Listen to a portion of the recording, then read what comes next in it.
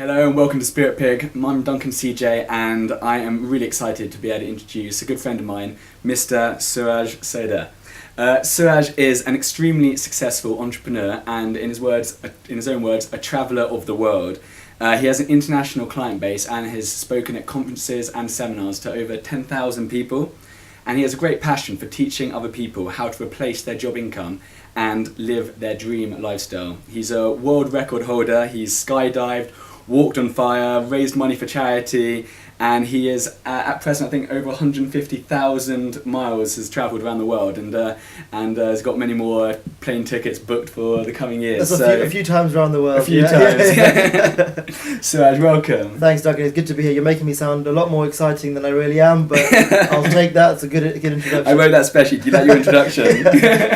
Anything you want to add to that intro, or did I? No, I mean, you've summed it up pretty much exactly how my lifestyle is and how I've worked to build my lifestyle, to make my lifestyle. What I would add to that is my background wasn't that. My background was very corporate, very stuffy, and I think a lot of people watching this video will be able to relate to that. Yeah. My background's in law, so very academic. I studied law at university. I went to a good university. I did my legal exams. I went to work in corporate, and it was a cultural thing as well. You know, my family wanted me to go down that route, and I did. I was good at my job, but I didn't love it, and that was the essence. I didn't have the passion to wake up on Monday morning and say, I can't wait to get on the tube, sit with 300 people, and get into a little office or a pod of an office where I was doing stuff and essentially making someone else richer, and not really advancing myself from a lifestyle point of view. I was climbing the career ladder and the corporate ladder, but that didn't really appeal to me. I wanted to climb the lifestyle ladder, if you can call it that. So that's all I would add to that. But in a nutshell, I left that world and tried to build this new lifestyle for myself. Fantastic, because I was going to say that was one of the questions I was going to ask about. Just like, why did you quit? And it just didn't feel right. It wasn't your passion. Like, you'd spent years of training, thousands of pounds. Obviously, you had this great job, great salary, but just didn't feel right. Exactly, and that was the thing. I think I was quite fortunate to realise that very early on in my career. I was only, I think, 2 years or if that into my legal career. I realised that, hang on, I'm going to be doing this for a long time, and life is a lot longer than you think it is when you're 18 and you're at university and you think, I want to do this for the rest of my life. Yeah. That rest of my life is a long time. Yeah. So you really have to make sure you're going to be enjoying that rest of my life period, and not just doing something by default because I did it at uni, so I might as well just get on with it and have a job and have a career in that field. And I was fortunate enough to have the support around me, and I love reading personal development books and going to seminars, and I saw this other world, this other side of the world of how people think, and this different mindset about fulfillment and passion and fulfilling your passion and following your passions. And I realised that, hang on, if I don't do something about this now, I'm going to very quickly get stuck in this rat race, in this 9 to 5, whatever you want to call it, and it's going to be very difficult, or it's going to be more difficult getting out of that once I'm 10 years in. With all the commitments and all that sort of stuff that comes with it. My thinking behind it and my excuse, which is what I called it at the time, was let me just try something else. Let me see what else is out there with the Test full the water, dip your toe in it. With the full intention of going back to my corporate job as a fail-safe, as a backup, right? And so that's where I came from a mindset point of view. And it's been 7-8 years now, and I don't think I'm going back. So you handed in your notice yet? Or are they still? They're still waiting. You're for still me to go on in, 7 year sabbatical. Yeah, still sending in my sick notes. Okay. But that's basically where it came from. Not having that fulfillment, not loving what I did. Like I said, I think I was good at my job. I got on well with the people. It wasn't that I didn't like my workplace. I didn't like the people I worked with. They're still friends of mine today. I still keep in touch with them today. I go for lunch with my old boss every few months, even now. It's been so many years. So that wasn't the problem. It was I didn't love the lifestyle. I didn't want to age whilst working in an office. Yeah. I wanted to see the world. I wanted to travel. I wanted to spend more time with my family and friends. And I think the straw that broke the camel's back, so to speak, was when my boss said to me one day, and I remember this very, very clearly. He said to me, "Suraj, you're doing a great job. You know, if you keep going like this, in about 15, 20 years, you'll make partner." I said, 15 to 20 years. And I sort of quickly calculated how old I would be at that time. I thought, wow, like, I'm going to be spending my youth, as it were, in my 20s and my 30s, just working like a madman for someone else, with the maybe the hope of making a partner level. If you play it right, yeah. If I play my cards right. If you don't make any mistakes in the next 20 years. Exactly, and what are the chances of that, right? I mean, life is all about making mistakes and learning from them. So that's what made me realise. I thought, hang on, what else can I achieve in 15 to 20 years without chasing this title, you know? And I realised it's not all about titles. It's not all about what your business card says or what your job title is.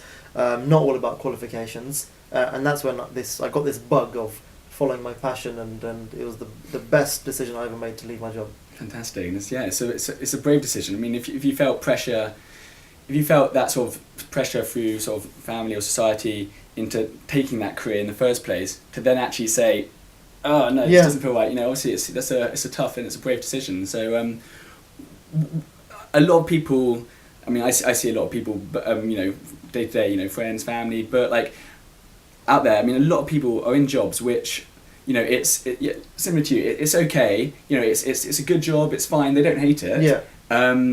But it pays the bill, allows them to go out and do what they want at the weekend. But you know, it's not that passion. Like, what you know? What's your opinion on that? I mean, obviously, do you think if something, you know, feels? I mean, would you encourage everyone just to be like, you know, just search for that passion, Yeah, you know? Absolutely. What have you got to lose? What I wouldn't recommend, and I wouldn't recommend anyone to do this, is do what I did, which was decide that I wanted to follow my passion, and the following week handed my notice. Okay. In a fantasy world, that sounds really good. Yeah. But in reality, 30 days later, when you're not getting your payslip that day, you think, hang on, your passion what have I done? Isn't quite so exciting. Exactly. Suddenly, this thing that you've told everyone about, I'm really passionate about this. Yeah. But you're not going to be earning any money from it. In reality, it was difficult. And living in London, you know, you've got bills to pay, and suddenly you're not getting a regular salary. It's scary, and it's daunting, and it puts you off. And so many times I said, what am I doing? Why don't I just go back to my job? And then people around me were like, that, you know, don't sell yourself out like that. Just keep going. And I was fortunate to have that support network around me. But to people who are in their job and they're doing okay, and you know, they don't really love it, everyone's got a passion, right? So everyone has got something that they would be rather doing than going to their job. I think there was a stat that's saying, you know, like 85% of people would, if they had an opportunity, would change their job tomorrow. 85. So it's a lot of people, right? It's like most people in the world. So if someone listening to this falls into that category or into that bracket, into that statistic, find something first of all that you can be passionate about, and from a business point of view, that you can maybe turn into a business. Now, it's not always a good idea to turn your passion or your hobby into a business, because it kind of ruins your hobby sometimes. You know, a hobby sometimes is good as a hobby, and turning it into a passion could ruin that for you, because so turning it into a business could ruin that for you, because you've got so many other things to think about when you're running it as a business. You've got costs, overheads, clients, income, profit, all that sort of stuff. Which takes the fun out of the passion. Which takes the fun out of the hobby or the passion, right? So you have to be careful that about that, and you have to be super passionate about it to be able to go through that roller coaster ride of entrepreneurship and profits and losses and everything that comes with running a business. But start looking for something. Don't just say, I'll do it next year. I'll do it, you know, this time next year I'll be living the life. It won't happen unless you actually do something about it. So what you said about don't suddenly hand in the notice the next day reminded me of something. The Roger Hamilton, the Wealth Dynamics guy, he said even Superman had to be Clark Kent at some stage. Right. So that idea of maybe have it in the background, like, you know, give it some, you know, stoke the fire, and then once it's up and running, and then hand in the notice rather than... Exactly. And that's a great analogy.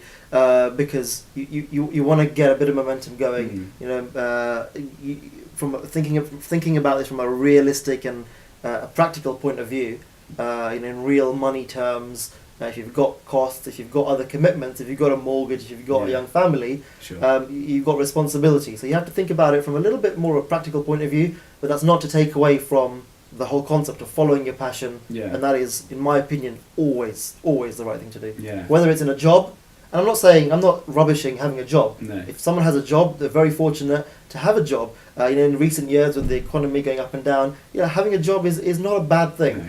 But as long as it's something that you love doing and that it's fulfilling you as a person. Yeah, and would you feel right now, you know, what you're doing, you know, do you feel like you are living your passion, your purpose, or do you think there's still things which you're not, you know, you haven't sort of fully explored, or how do you sort of sum up where you are right now? Like, are you on purpose, on passion? I'm loving what I'm doing. Yeah. I think I love waking up in the morning and coming to the office and doing work. Yeah. You know, I love saying, "Oh, I'm going to work," and that for me is exactly where I wanted to be. You know, 7-8 years ago when I left my corporate job, the place that I want to be, and I told myself, is I want to say, or I want to feel like going to work. Yeah. I want to say I'm working and love it, and that this is my work, and I think that's exactly where I am right now. So at this point in my life, I'm on passion, I'm on point, I'm on target to living that life of freedom and fulfillment that I've always wanted. Yeah, absolutely. Fantastic. What does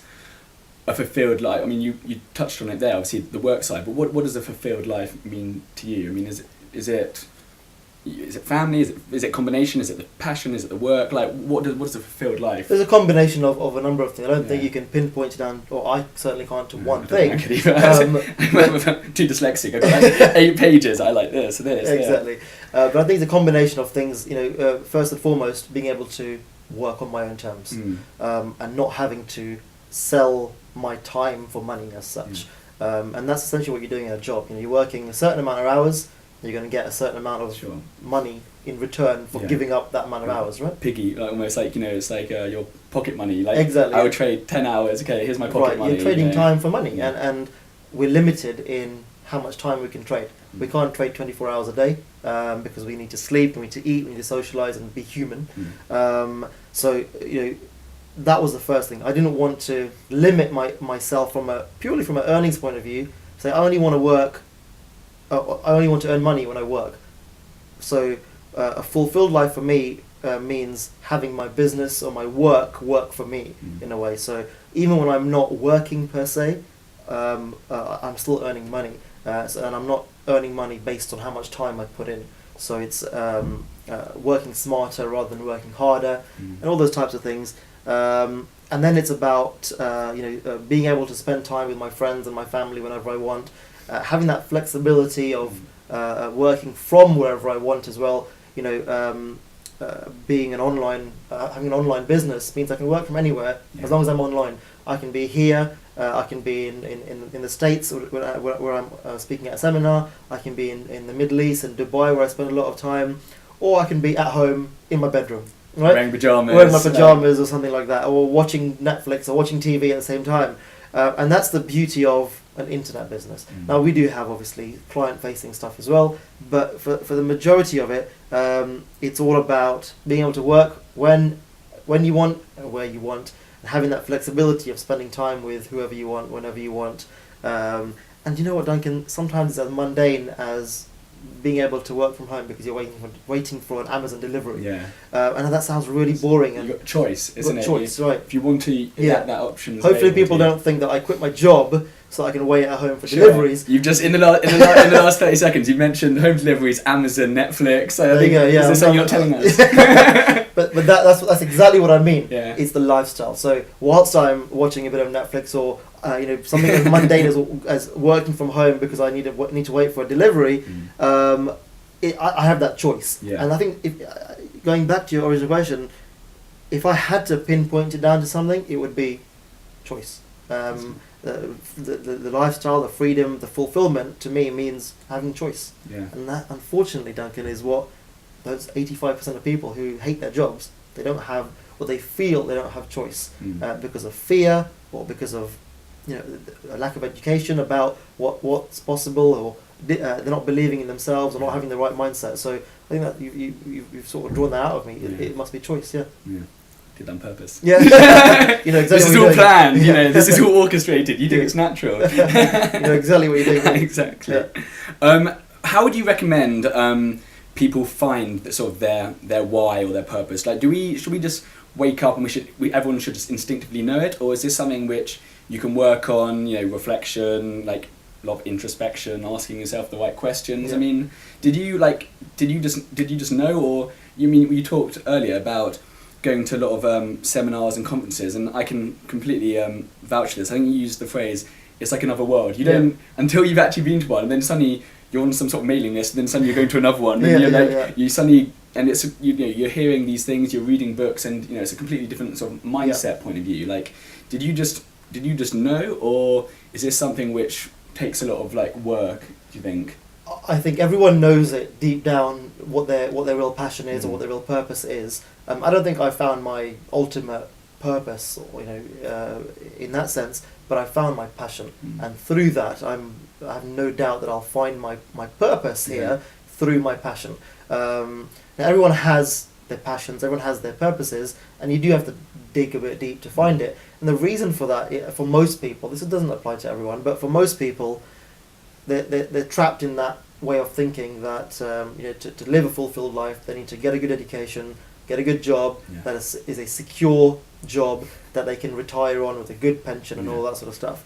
There's nothing secure about having a job because it's out of your hands whether you get fired or not. Whereas when you're working for yourself, and again, I don't want to completely rubbish having a job. I think it's very respectable, very honourable to have a job and put your life towards someone else's company, but it's not for everyone. But there is a bit of digging to do, a bit of soul searching. It might take a long time to find what your real passion or your real purpose is, and a lot of time that light bulb moment won't come for many years down the road, but at least you're on that journey, and you don't necessarily have to know where you're going or when you're going to have that light bulb moment, but at least you know you're on the right path. Yeah, absolutely.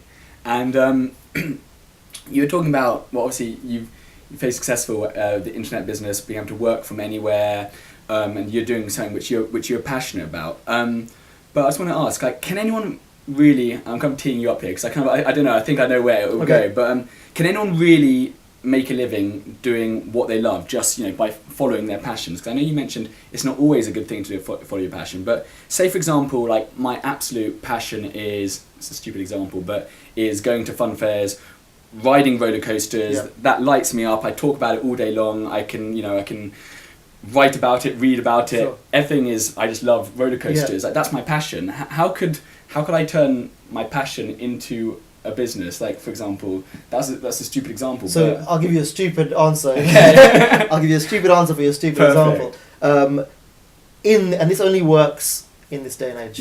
10 years ago, I know. This I would not even have been able to think of this answer.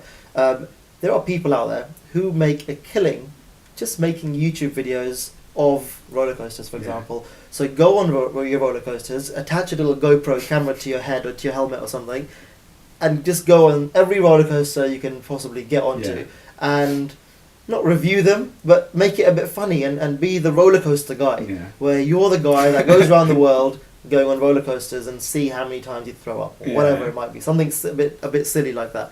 And on YouTube, you can monetize your videos. Now, I've got a YouTube channel where my videos are monetized, and I'm nowhere near as funny as someone who we call the roller coaster guy. But it's a new business idea. There you go. Yeah, someone's going to be buying that domain up right now, the rollercoasterguy.com or something. But my videos generate revenue for me. And most of my videos are business tips and that sort of stuff. So it's a very small audience, but they generate revenue.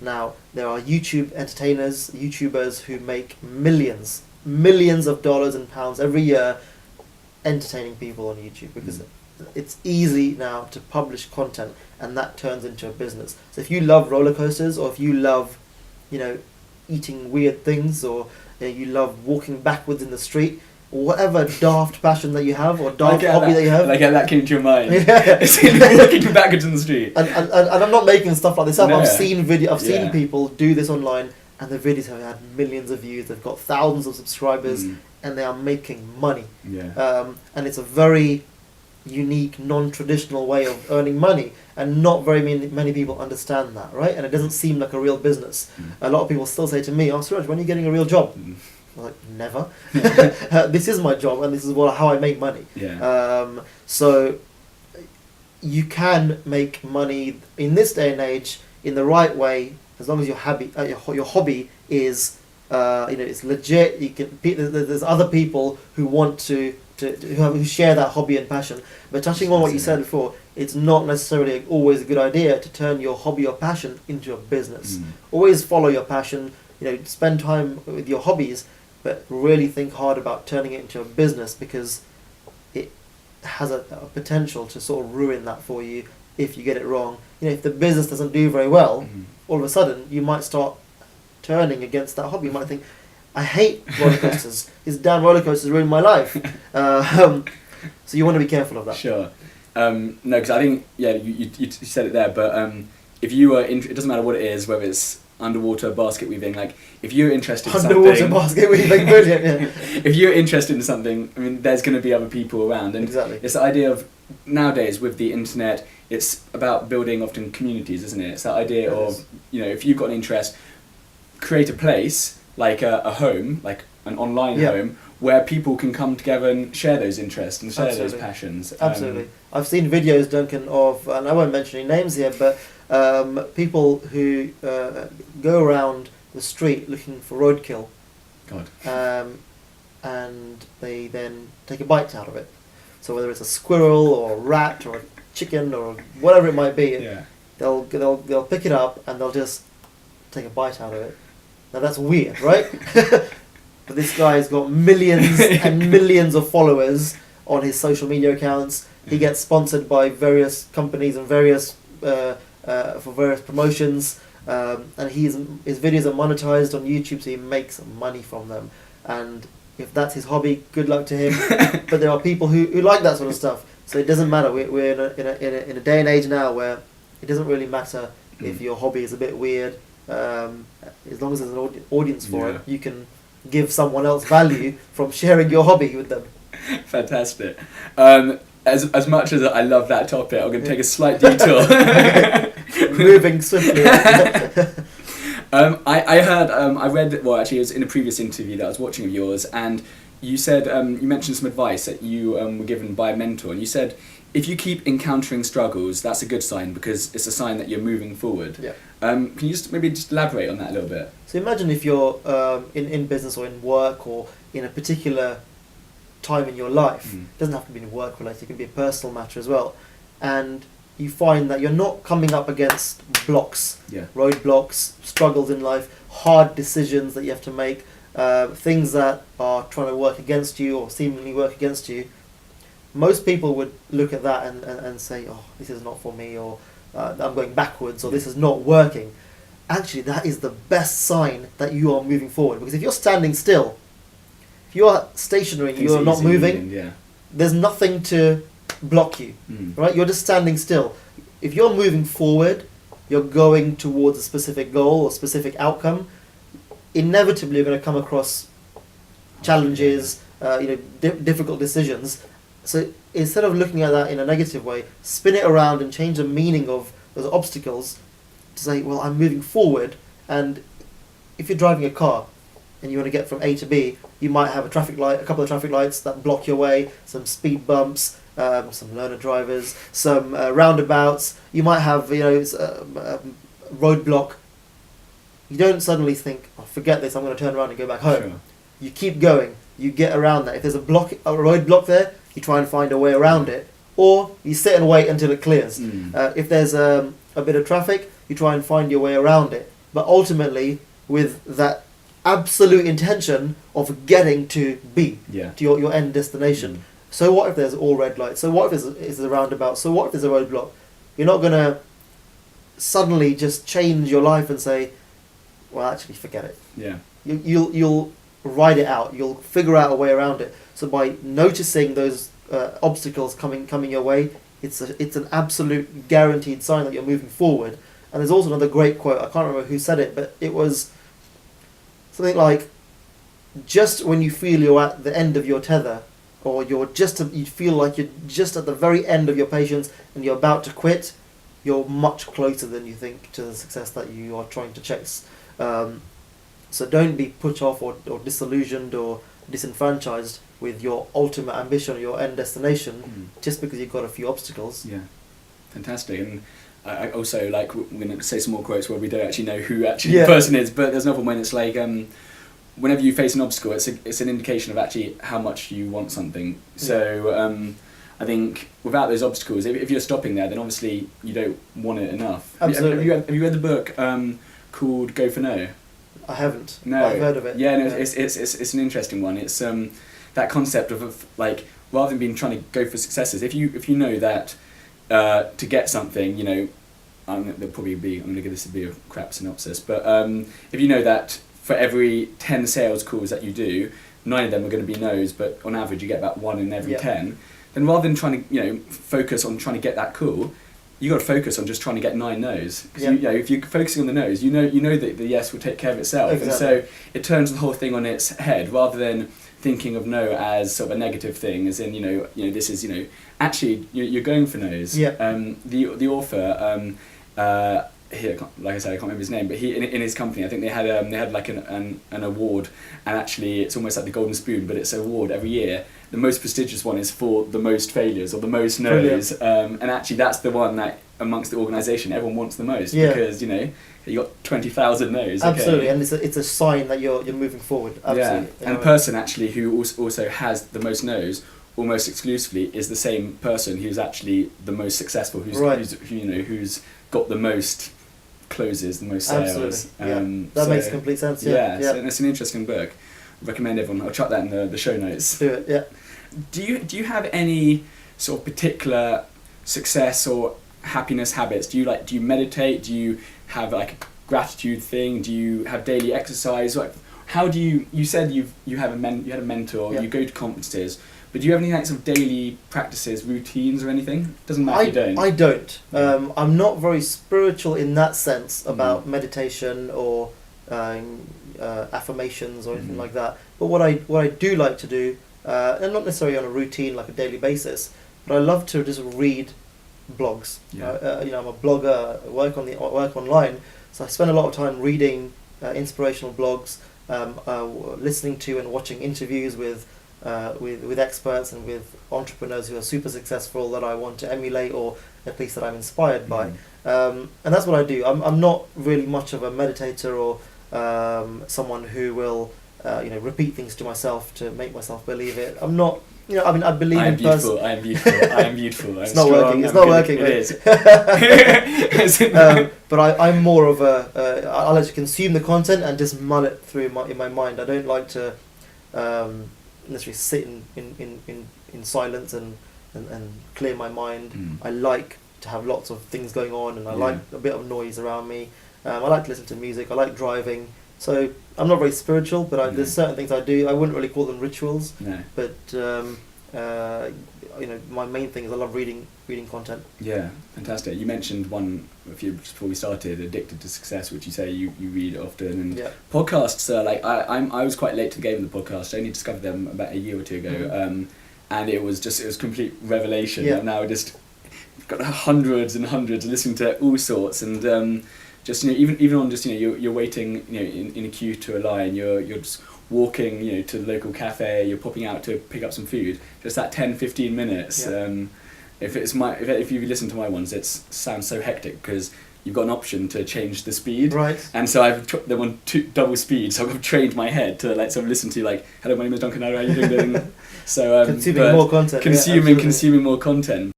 Are there any books that you've read that you recommend or that have had had an impact on your life? Yeah, the usual ones that everyone's heard of, the Think and Grow Rich by Napoleon Hill. You've got Rich Dad Poor Dad by Robert Kiyosaki. Those ones are the staple books that everyone's read. But there's one book in particular I love, and it's not a complete obscure book. It made the bestsellers list, but not very many people have heard of it. It's called The Go-Giver. So think The Go-Getter, but flip it around, The Go-Giver. It's by a man called Bob Berg, and he lives in Miami in Florida.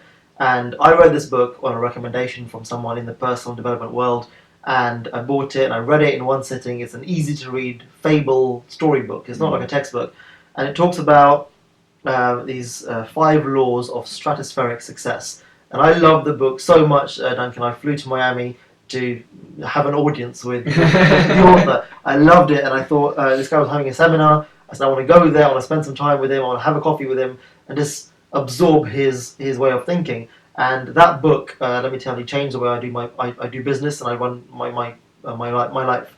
The reason for that is not because the book said stuff that I'd never heard of before. If anything, it was the complete opposite. The book told me everything that I already knew. And as I was reading it, and as you'll read it, and as anyone listening to this will read it, they'll start thinking, I knew that. Yep, that makes complete sense. That's exactly what I knew already. But it's about implementing it. It shows you almost how to implement those ways of life in your business and in your life, in your relationships and what have you. So that's the one book that I recommend. It's you can get it on Amazon, get an ebook version or Kindle version, and it's just brilliant. I highly recommend reading The Go-Giver. The Go-Giver by Bob Berg. That's right. Fantastic. I'll make a note of that, and next time we see, I'll tell you what I think of it. Good. Fantastic. And we're coming towards the end now, but I just wanted to just reference just something which I heard, what you wrote on the bottom of your About page. You said, most of what I've achieved is down to always backing myself and having the belief that anything can be achieved if you have enough passion and motivation to make it happen. And it kind of just made me think about, I've just read the Steve Jobs autobiography and about the Apple journey, and their line, the ones who are crazy enough to think they can change the world are the ones that do. And it wasn't so much a question, but more just, I just wanted to maybe just elaborate a little bit on that. I love it. It's you've always just had that sort of just belief in, that you can achieve anything. Yeah. And, can you just maybe just... So that concept of always backing yourself is, it's a different way of saying, be your own best friend, or be your own best coach, or be your own best cheerleader, right? And that's what it's a concept of. So it's not necessarily a new concept, but it's about backing yourself with your ideas, your thoughts, your actions, and being confident in what you're doing is the right thing to do, even if ultimately it doesn't get you the end result that you want. But it's always going to be a learning experience. You can take something away from it, and you never really do anything without learning from it, whether it's a success or a failure. And like you said before, with the go for no concept, even if you get 9 no's before you get that 1 yes, you're still a learning process. You're going through that learning process. It's never a failure. So always backing yourself basically means be your own best friend.